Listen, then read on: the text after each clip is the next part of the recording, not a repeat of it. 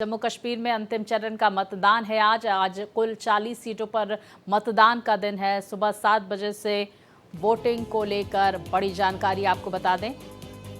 बस कुछ ही मिनटों में वोटिंग शुरू होगी। उससे पहले कतारें लोगों की लगी हुई हैं अपने मताधिकार का प्रयोग करने के लिए। वहीं जम्मू की 24 और कश्मीर की 16 विधानसभा सीटें इसमें शामिल हैं। 40 सीटों पर कुल 415 उम्मीदवार मैदान में हैं। 5060 पोलिंग स्टेशंस बनाए गए हैं। 39 लाख से ज्यादा वोटर करेंगे मत का प्रयोग। तो 7 जिलों में जम्मू संभाग के जम्मू, उधमपुर, सांबा, कठुआ और कश्मीर संभाग के बारामूला, बांदीपोरा, कुपवाड़ा सीट के लिए मतदान।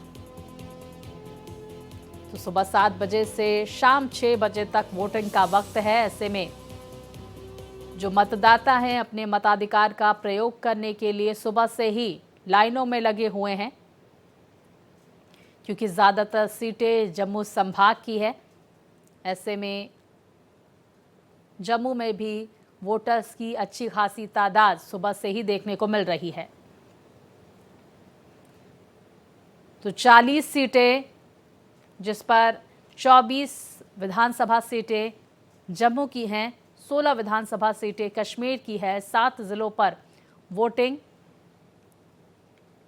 तो ऐसे में देखिए किस तरह से सुबह सुबह कतारें देखी जा रही हैं पोलिंग स्टेशंस के बाहर। विस्तार से जानकारी के साथ मेरे सहयोगी विकास हमारे साथ जुड़ गए हैं। विकास, वोटिंग देखिए आज सुबह 7 बजे से शुरू हो चुकी है। कुछ ही मिनट पहले हम कह सकते हैं। मतदाताओं में किस तरह का उत्साह, विकास, क्या तस्वीरें देख पा रहे हैं आप?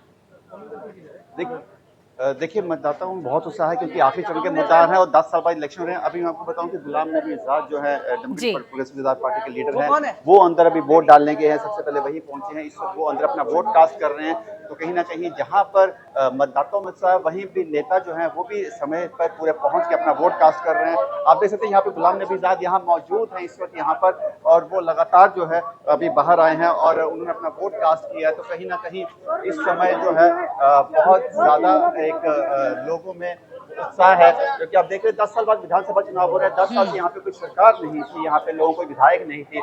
ऐसे में इसको एक पर्व की तरह लिया जा रहा है।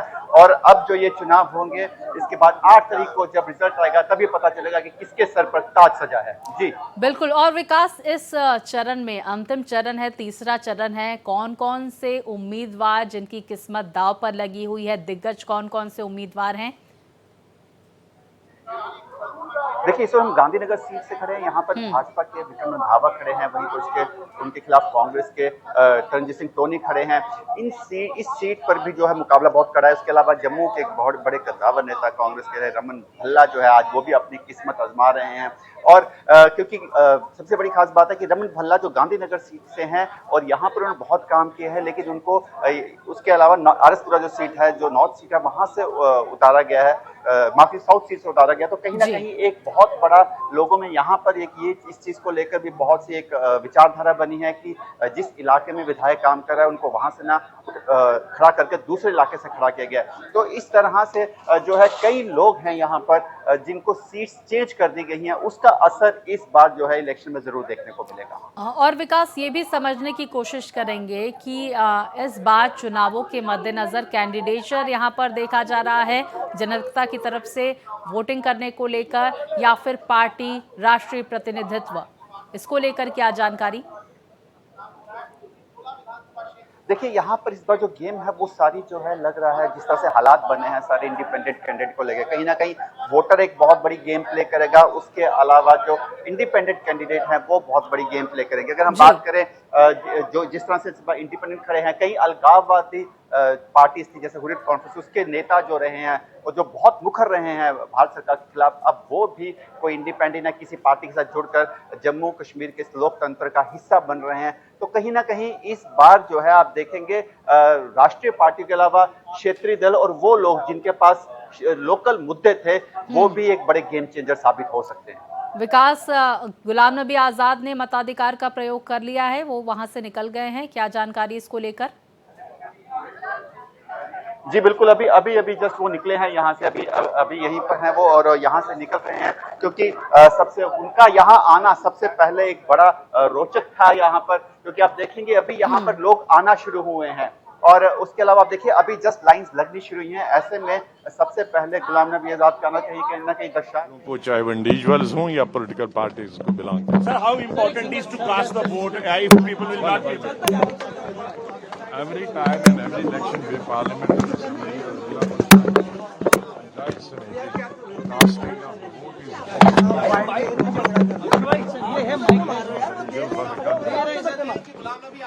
Thank you so much.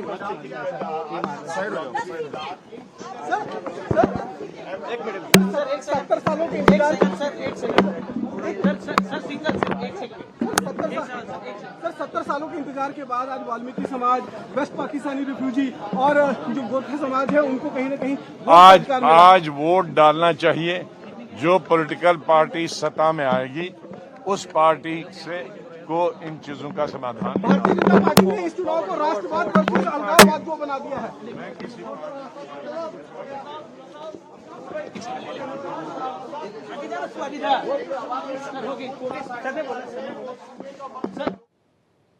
तो गुलाम नबी आज़ाद अपने मताधिकार का प्रयोग करने के बाद अब बाहर निकलते हुए और लोगों से वोटिंग के लिए अपील करते हुए नजर आ रहे हैं। मेरे सहयोगी विकास लगातार हमारे साथ बने हुए हैं। वहीं देखिए पोलिंग बूथ पर सुबह सुबह से ही मतदाताओं की भीड़ देखी जा रही है और एक बड़ा मैसेज गुलाम नबी आज़ाद ने भी दिया है। सुबह सुबह अपने मताधिकार का प्रयोग करके अपने मताधिकार का प्रयोग पहले करें और बाकी काम बाद में करें। विकास, लगातार हम तस्वीरें भी पोलिंग बूथ से देख रहे हैं। जम्मू संभाग की 24 विधानसभा सीटें हैं, 16 विधानसभा सीटें कश्मीर संभाग की है। सबसे ज़्यादा फोकस भी हमने देखा कि प्रचार प्रसार के दौरान जम्मू क्षेत्र में देखने को मिला। क्या बदलाव, जो तमाम उम्मीदवार थे, जो तमाम दिग्गज थे, उनकी रैलियों और जनसभाओं के बाद देखने को मिल रहा है जम्मू संभाग में? देखिए जम्मू संभाग में अगर पहले दो दौर की बात करें तो भाजपा ने तो स्टार्ट से ही यहाँ पे अपनी वो एक पकड़ बना रखी थी, क्योंकि आप देखेंगे क्योंकि यहाँ पर जो है भाजपा का एक अच्छा खासा यहाँ पर एक बैठ है, अच्छे खासा, तो लोग इसलिए उन्होंने जम्मू संभाग पे ज्यादा केंद्रित किया। वहीं पे नेशनल कॉन्फ्रेंस, पीडीपी, कांग्रेस और अन्य पार्टियों ने पहले दो चरण में जो है कश्मीर संभाग पे ज्यादा फोकस किया, लेकिन अब जाकर जब तीसरे चरण की बात आई तब कांग्रेस ने यहाँ पर अपना प्रचार प्रसार खुलकर किया। आप देखेंगे मल्लिकार्जुन खड़गे, सचिन पायलट, प्रियंका गांधी वाड्रा जैसे बड़े बड़े नाम जो थे वो जम्मू में रैली करते दिखे। तो कहीं ना कहीं तीसरे चरण में जब वो आए तो ना यहाँ पे जरूर बहुत रैली करी, लेकिन वहीं पे देखा जाए तो आपस में एक मन मुटाव जरूर दिखा कांग्रेस और नेशनल कांग्रेस के गठबंधन में, क्योंकि उमर अब्दुल्ला ने कहा था कि जिस तरह से कांग्रेस को जम्मू संभाग में प्रचार करना चाहिए वैसा प्रचार उन्होंने नहीं किया। तो कहीं ना कहीं कोशिश तो है जम्मू संभाग के लोगों को अपनी तरफ लुभाने के लिए, क्योंकि परिसीमन होने के बाद जम्मू संभाग की जो सीटें हैं 43 हुई है, तो कहीं ना कहीं अब जो मुकाबला है वो जम्मू कश्मीर का बराबर का होने का लग रहा है, क्योंकि पहले जितनी भी राजनीति हुई है आज तक वो कश्मीर संभाग को लेकर केंद्रित रही है, लेकिन इस बार जम्मू के वोटर्स भी एक बहुत बड़ी भूमिका निभा। अच्छा, कुछ वोटर्स से अगर बात कर सके आप विकास? जी जी जी जी बिल्कुल, हम कुछ वोटर से बात करते हैं और जानते हैं कि क्या राय है इनकी। जी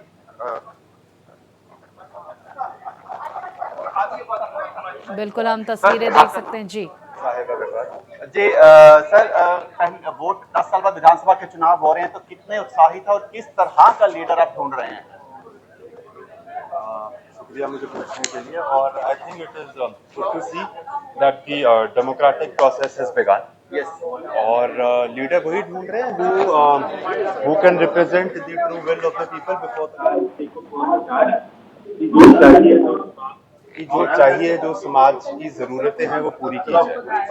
and other than the basic needs, also the major agendas should be kept by him before the government and take a stand for those issues.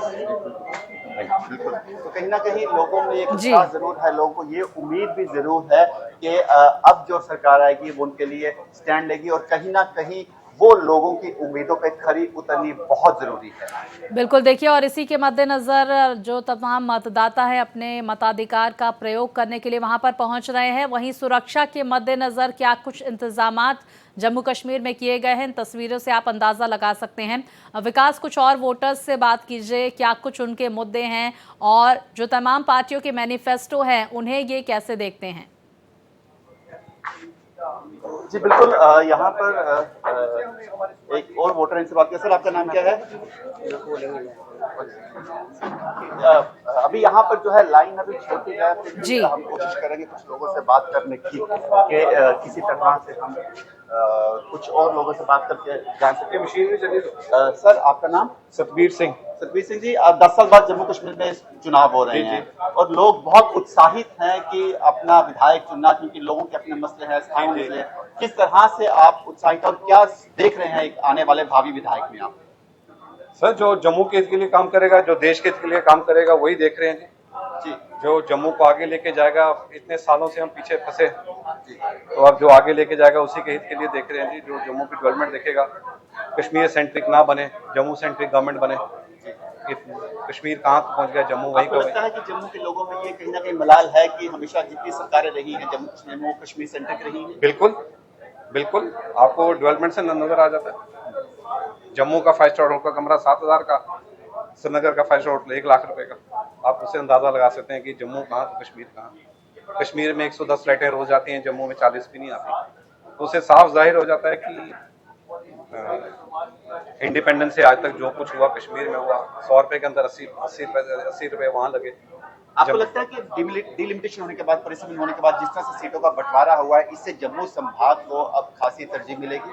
अभी भी हम 5 सीटों से पीछे हैं जी। बिल्कुल विकास, देखिए जम्मू कश्मीर की जनता, जहां पर जम्मू संभाग की जनता का ये कहना है कि जम्मू सेंट्रिक सरकार बने और जम्मू पर विशेष ध्यान दिया जाए। बहुत शुक्रिया आपका विकास, तमाम लोगों की राय हम तक पहुंचाने के लिए।